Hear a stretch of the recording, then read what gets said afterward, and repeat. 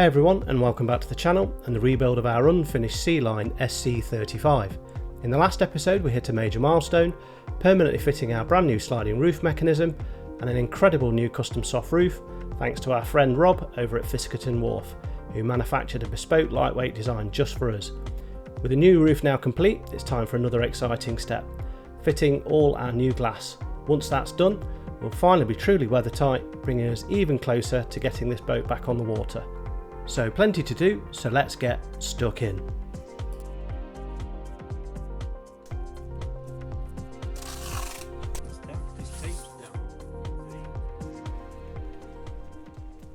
So we're just prepping for the next piece of glass. Got a fully charged battery, and then also I've just cut some little triangular cutouts of these nozzles, and that's so that we get a nice sort of tall bead. So you can see here it's like a triangular shaped bead. This is what they do when you put a windscreen in a car, and the idea is that the glass just sort of pushes onto this and hopefully we should get a good seal.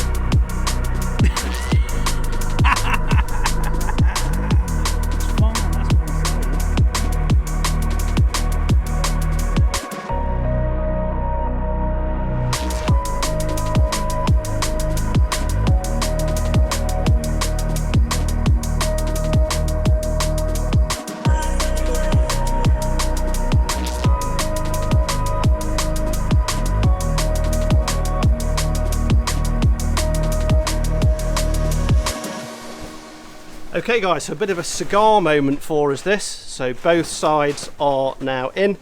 This was the last one to go in, so we do need the adhesive just to set up on that one. But yeah, they're in and they look really, really, really good. We were nervous about fitting these ourselves. We ummed and ahed as to whether to get a professional in, but actually in the end, with the electric Makita sealant gun, it was actually pretty plain sailing, I would say, and actually something we wouldn't be frightened to do again.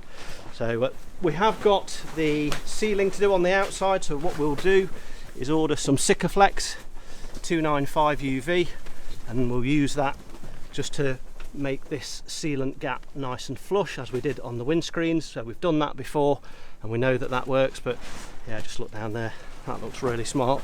Nice to have the opening windows as well.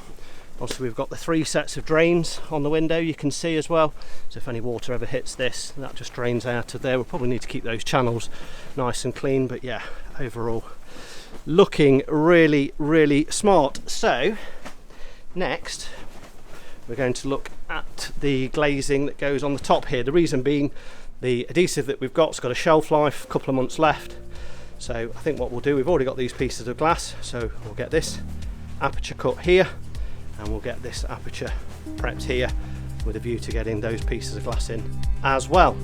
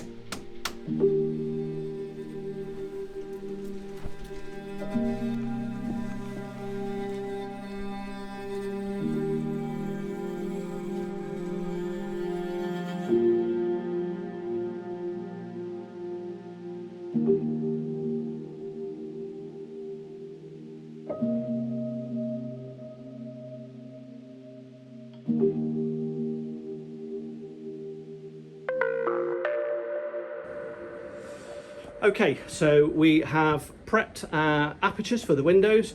So this has all been cleaned up. We've cut away the excess fiberglass on the bottom here, and then we've sanded these surfaces and acetoned them ready for bonding. And then same deal here as well with this smaller window. So cut that out, sanded all the surfaces and prepped them. Probably just needed to give it another quick clean actually this morning, but that is basically ready to go. But as with everything with this boat, it's not quite as straightforward as we'd hoped, because although we want to get these pieces of glass in, we then realise actually we've got this glass in here, we don't want to be then climbing over the front of it or climbing over the top of it to sealing in this front here. So we're going to get that done now as well. So we've got structural adhesive to go underneath these A-pillars. So we're using 3M 5200 under there, and then we'll finally come in with some sealant and seal all across here. But before we do that, we have got on the front windscreen here, where we did originally a foam repair from the outside that was all damp and rotten, we've got some backfilling to do here. So we'll just fill this with thickened epoxy and get that all backfilled, and then we'll be able to come across with the sealant and get that all sealed in. And then also we've drawn some lines on here, which is basically for two slots that will be for the window demisters. So the air will come up through the back, through these slots, and then get diverted to each window, or each windshield should I say. So yeah, so we'll get those cut now and we'll get this epoxy in here.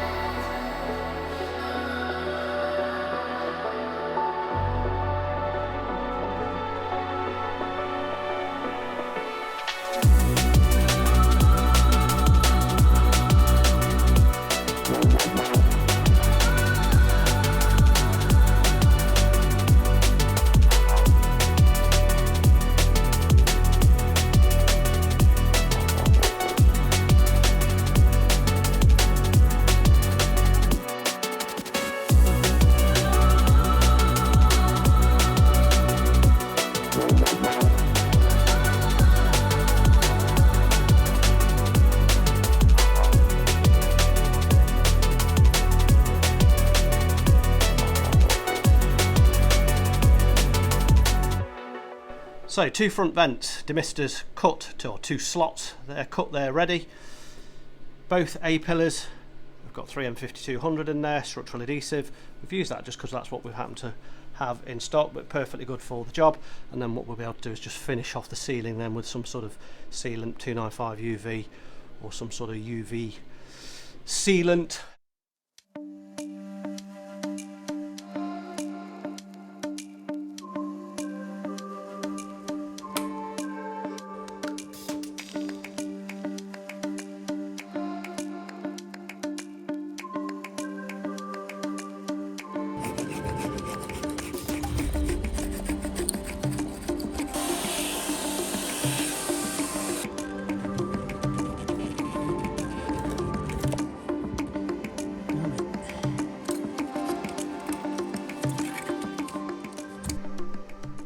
Okay, so we've got the diesel heater running, just got that drying that screen nicely, just drying everything out, and then we're just scraping up the last of the sealant that had been put in before.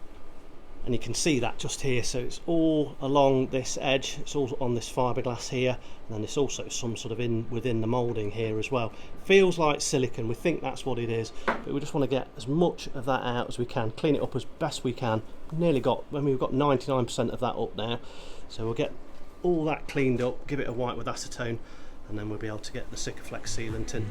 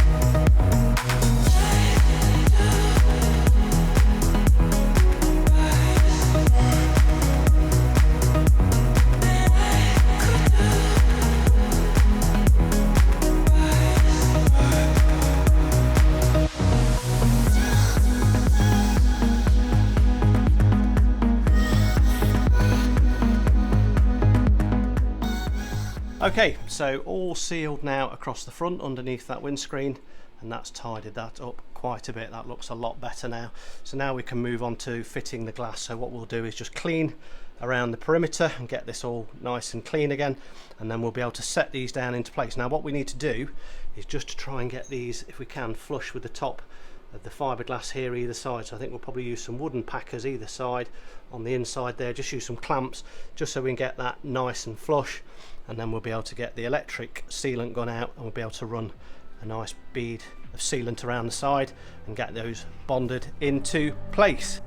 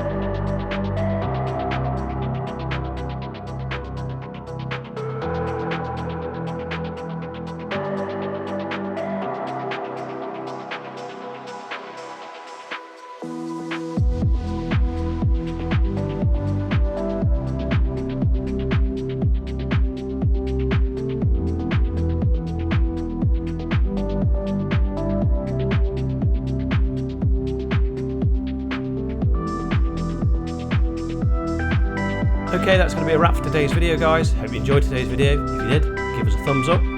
See you on the next one.